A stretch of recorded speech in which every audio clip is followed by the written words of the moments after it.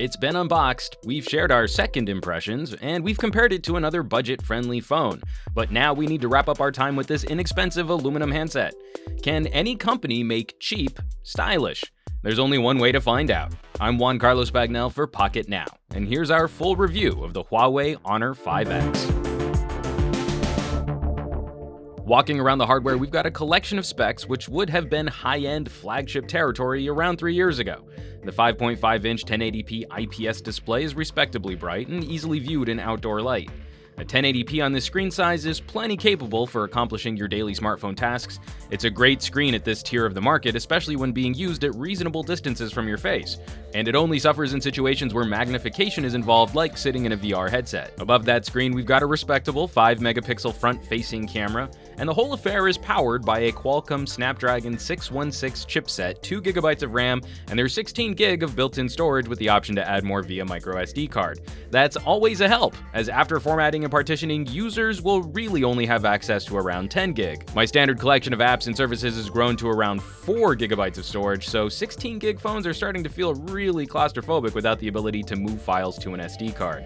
Unfortunately, there doesn't appear to be any USB OTG support for external storage or audio devices. The right side holds a power button and volume rocker, borrowing button placement from some of my past favorite phones, power under the volume rocker, and both are easily reached without dancing the phone around in my hand. The left side of the phone is where we'll find a pair of pin tool doors to access SIM and SD cards.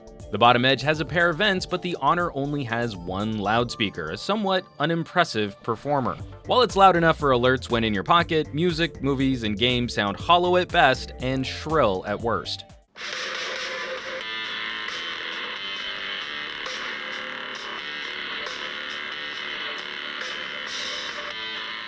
The rear of the phone holds a 13-megapixel main camera and a fantastic fingerprint scanner. We'll talk about both in more detail later in this review.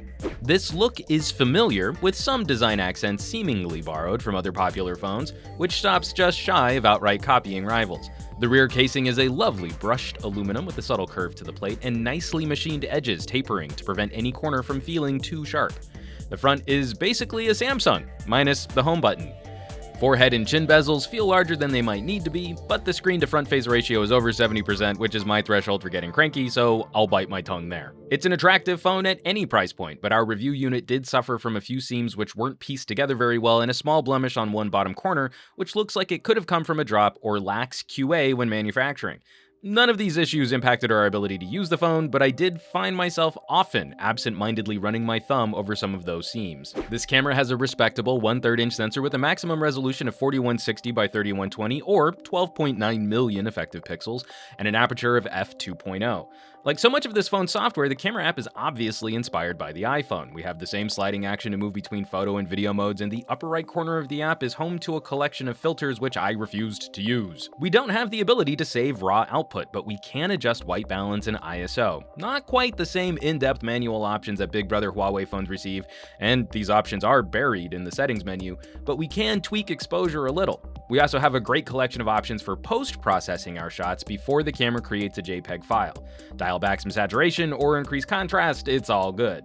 While sensor size and resolution are similar to what we might find in a current iPhone, actual performance and output won't quite reach what the 6S can produce, which really shouldn't come as a surprise given that the Honor 5X costs 1/3 what Apple charges for the iPhone 6S. Overall, we produced a healthy collection of shots with punchy colors and decent dynamic range for this tier. The better the light you have, the better you can harness it, the better your photos will be. So I've always thought it silly when reviewers say things like, well, in good light, you'll get good photos. It's kind of like saying your car is really fast when you floor it going down a steep hill, but I digress.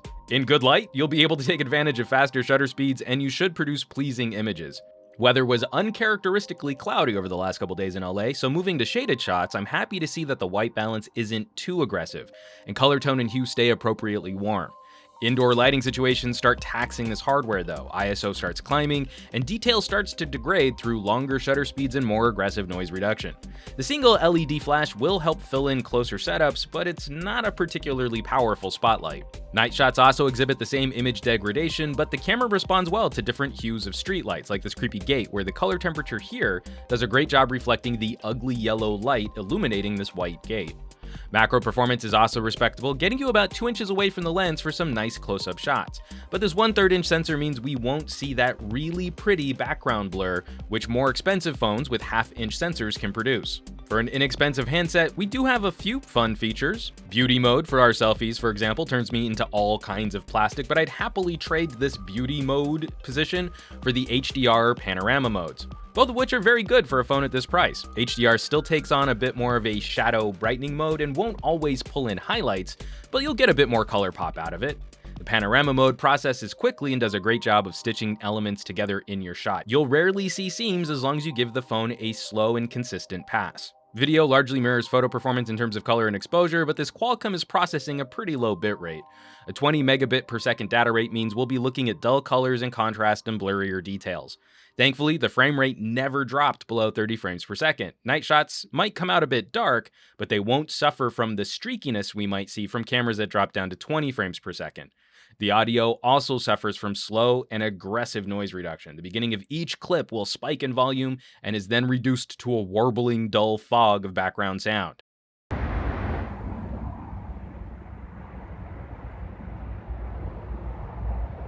Lastly, without any kind of image stabilization that I can find, the video here will be functional, but unimpressive.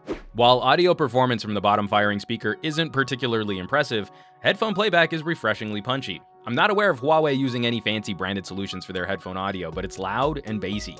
The EQ color here is a bit aggressive for my taste. With that bass, there's also a bit of a presence bump for highs, and that can sometimes sound brittle.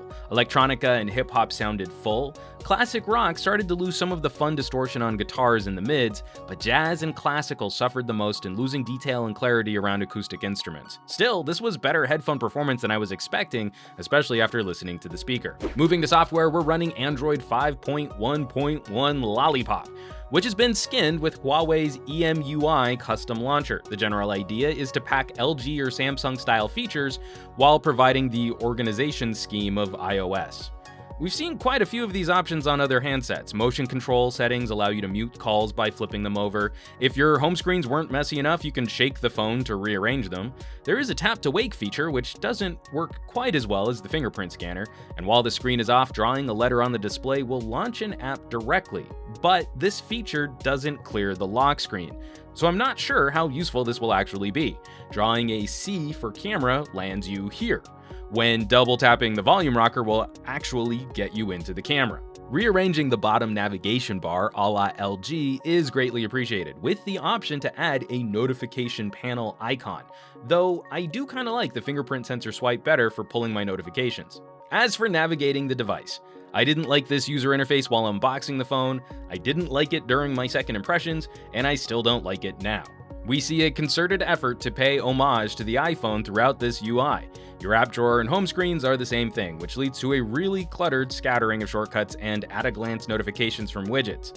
The divided notification shade doesn't feel like any other Android I've used, and the phone can be a bit naggy in how it alerts you to updates. I don't understand the strategy, if I'm being honest. If I wanted an iPhone, I would get one. At least on Android, we can install another launcher like Google Now or Nova, but I actually spent half of my time using this phone in simple mode just to avoid this mess of an interface. While the Honor software is a bit of a mess, the phone is a capable performer. You'll rarely be kept waiting for the phone to catch up to home screen slides or menu scrolling, and over the last week, I only had one bad redraw of the home screen which I couldn't capture on camera. The Qualcomm 616 handles daily tasks easily, and it only gets bogged down in aggressive multitasking or when playing games with intense graphics. Skyforce and Riptide GP2 performed well, but Marvel Future Fight often becomes a slideshow of your favorite superhero wasting bad guys. The most impressive part of this whole equation, though, is Huawei's terrific fingerprint scanner. Quickly unlocking the device, it's faster than most power or home button mounted solutions, and the training process does a great job of reading prints even when you're turning significantly from how you trained the phone. It really is a shining gem of a feature to include at a phone at this price point. It's also exciting to see more phones combining low-power processors with larger batteries. The 3000 mAh cell here is good for all-day operation under medium to heavy workloads, and my best run managed just over 5 hours of screen on time using auto brightness and a healthy mix of Wi-Fi. Performing a playback test streaming 30 minutes of HD video over Wi-Fi at 50% brightness resulted in 7% battery draw, which is really good when compared to flagships with more powerful guts and smaller batteries. The battery capacity comes in handy as the Honor doesn't seem to use any fast charging that I could find. I was only able to charge the phone about 20% after an hour on a proper 2-amp quick charger. My car charger kept the phone battery in place while I was using the Huawei for turn-by-turn navigation and streaming podcasts. So where does that leave us with the Huawei Honor 5X? This is a slick, budget-friendly mid-ranger, and there's a lot to like here. For the savvier folks in our audience, a few simple software tweaks can really step up what this hardware has to offer.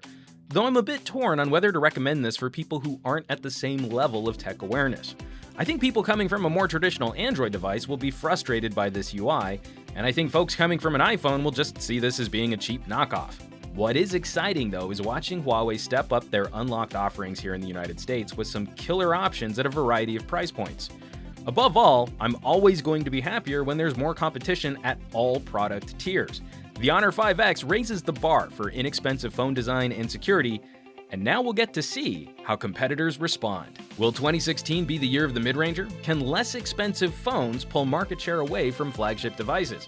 I'm sure you have thoughts on the Honor 5X, so I hope you'll share them down in the comments. As always, thanks so much for watching. Be sure to subscribe to this channel for more reviews like this, and hit that thumbs up button to help us out with a little positive reinforcement. For Pocketnow, I'm Juan Carlos Bagnell. You can chat me up on Instagram and Twitter as Some Gadget Guy, and I will catch you all on the next review.